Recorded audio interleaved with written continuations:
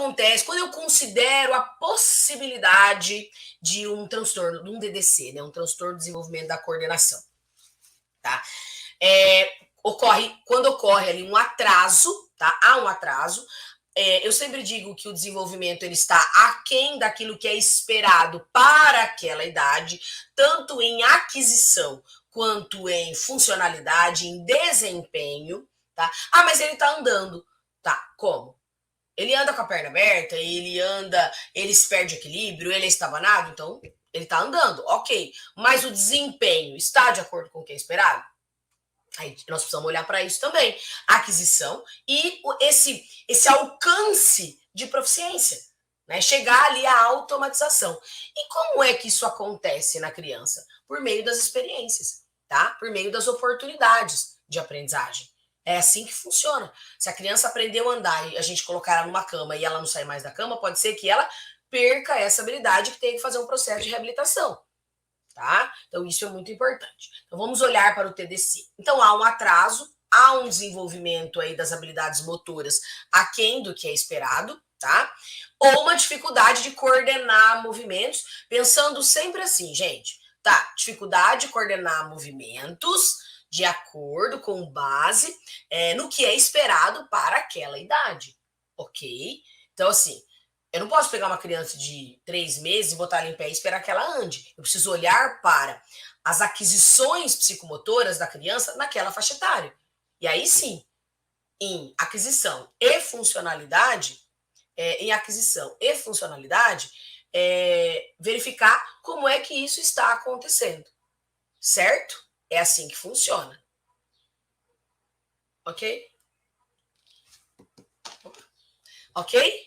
Tudo certo até aqui? Então vamos lá. Então eu posso ter também dificuldades para coordenar esses movimentos, tá? Em termos de desempenho.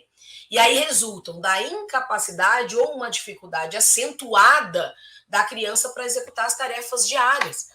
As coisas que a gente faz no cotidiano. Por quê? Para subir uma escada, olha lá, pensa comigo. Tua criança ela vai subir uma escada.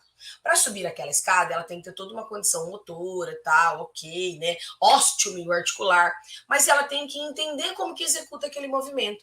Que para subir a escada, ela precisa levantar a perna e ir levantando uma perna de cada vez, certo? E isso acontece. Subir escada também é um exemplo muito interessante, porque no primeiro momento, por exemplo, a criança ela pode subir e descer um degrau na sua casa, subir e descer um degrau na escola, quando chegar na frente da escada, presta atenção nisso, ela não consegue pegar aquilo que ela faz lá ao subir um degrau e transpor para subir a escada.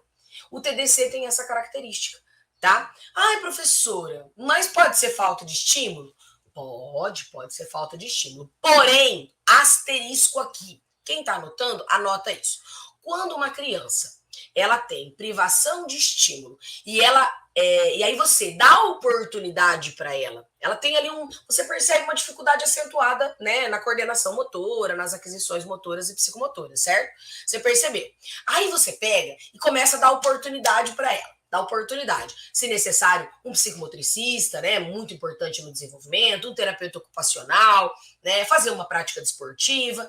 Você percebe que o desenvolvimento não está de acordo com o estado, você dá oportunidade, a criança é oportunizada, mas ela aprende. Aí não é TDC. Compreendem? Aí não é TDC. Certo? Porque o TDC está dentro dos transtornos motores, lá no DSM-5. Professora, mas então quer dizer que a criança que tem TDC, ela não vai desenvolver?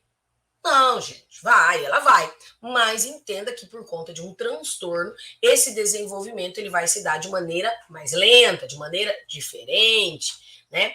Mas precisa da oportunidade. Em qualquer caso, precisa. A diferença é que quando não há o TDC, a criança vai desenvolver. Faltou oportunidade, né, gente? Não teve ali o estímulo que ela precisava. Agora, quando ela tem TDC, aí não vai. Aí, na verdade, não é que não vai desenvolver, mas numa progressão, digamos assim, mais lenta, vai apresentar um pouco mais de dificuldade, tá? Aqui, psicomotricista, terapeuta ocupacional, profissional da educação física são fundamentais nesse processo, tá? Tanto de identificação quanto de melhoria das condições motoras daquela criança, certo?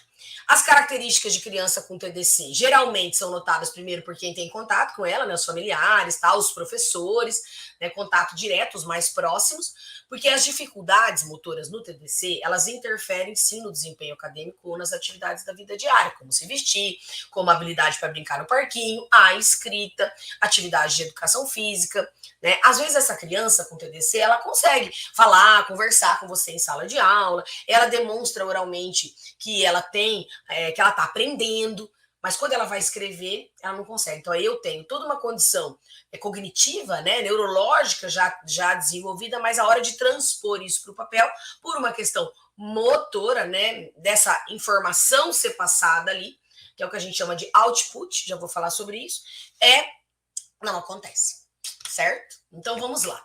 Quando que o diagnóstico ele pode ser feito? Sim, é diagnóstico, tá, gente? Tem que fazer diagnóstico, tem que fazer avaliação psicomotora, tem que fazer uma avaliação com terapeuta ocupacional, acompanhamento com um neurologista para olhar para isso, tá? É muito importante. Porque eu não posso dizer, essa criança tem problema de aprendizagem motora. Tá, com base em quê? De que habilidades nós estamos falando? Porque aqui nós temos uma base da coordenação. Porém, tudo que a gente executa, para eu executar, para eu clicar no mouse, eu preciso ter o mínimo de coordenação, não é verdade? Ter o mínimo de coordenação. E quando eu falo em coordenação, eu estou falando coordenação de grandes grupos musculares, de pequenos grupos musculares. Eu estou falando de uma coordenação que é visomotora, que é aquela que me faz executar os movimentos, mas que eu preciso da visão para poder executar o determinado movimento. Se eu tiro a visão, né, por exemplo, escrever. Né? Escrever é uma habilidade visomotora. Por quê? Porque se eu fecho o olho, fica mais difícil me organizar no papel. Né? Fica muito mais difícil. Então, são dessas coordenações aí que a gente precisa. O diagnóstico ele pode ser feito quando a criança apresenta problemas de movimento que não são devidos a qualquer transtorno físico, neurológico ou comportamental. Por exemplo, a criança ela não tem um diagnóstico assim de autismo, ou ela não tem uma deficiência física neuromotora, ou ela não tem uma deficiência sensorial, né? Quando não tem nenhum dessas situações, aí eu encaminho para fazer o diagnóstico de TDC. Ok, eu preciso para fazer esse diagnóstico, sim, de uma avaliação psicomotora, porque quem faz a avaliação psicomotora é o psicomotricista. Eu posso até levar no fisioterapeuta, não tem problema, principalmente se ele tiver ali um suporte, né, teórico e for muito estudioso da infância, né? Posso também trabalhar com um terapeuta ocupacional. Se eu tiver aí na composição do diagnóstico um terapeuta ocupacional e um psicomotricista, e o neurologista nesse processo também é importante, eu acho que a chance de você fazer um diagnóstico com muita coerência é muito grande, tá? Então, quando você não tem nenhum tipo... Porque, gente, deficiências, transtornos, tá? Desordens neurológicas vão acarretar algum tipo de interferência na aquisição e automatização dos movimentos corporais. Tá?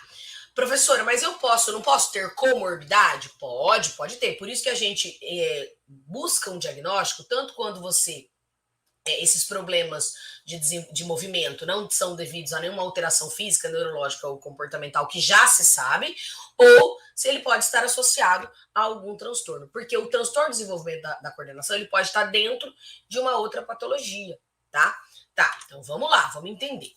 Não é apenas um problema motor, olha lá, pois a criança que é desajeitada tem também dificuldade de socializar com os colegas. Essa criança aqui, gente, ela já vai começar a perceber que ela não consegue fazer igual aos colegas. E aí o que ela vai fazer?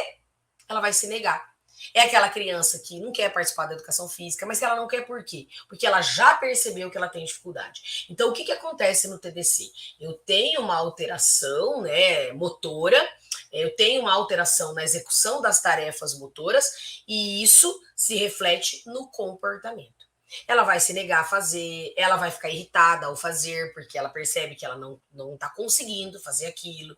E vai acontecendo isso. Ela não vai querer participar de um esporte, ela não vai querer fazer uma atividade, uma aula de educação física. Então, por que ela não quer fazer? Porque ela não consegue fazer, ela tem dificuldade. E a gente constrói, né? A nossa construção humana se dá muito a partir do outro, muito, ao ver o outro fazer. E aí ela vai adquirindo, vai melhorando a capacidade de consciência dela e vai percebendo que o outro consegue e ela não. E aí ela vai, claro, isso vai interferir na, na, na capacidade de buscar fazer, tá? Então, tem dificuldade sim de se socializar, olha lá, devido a situações frequentes de frustração, acaba por ter baixa autoestima e também outras questões comportamentais, tá? Professora, como é? Onde que eu vou saber isso? Bom, a dica que eu dou para vocês, e é uma bandeira que eu levanto aí já há muitos anos, é de que todo profissional, toda pessoa que trabalha com desenvolvimento e aprendizagem, faça uma especialização em psicomotricidade. Tá? E se você tem interesse, se você acha que é um caminho, porque te garante uma nova profissão, né? Desde 2019 a psicomotricidade aqui no Brasil ela foi reconhecida como uma profissão. Se você tem interesse, busca agora.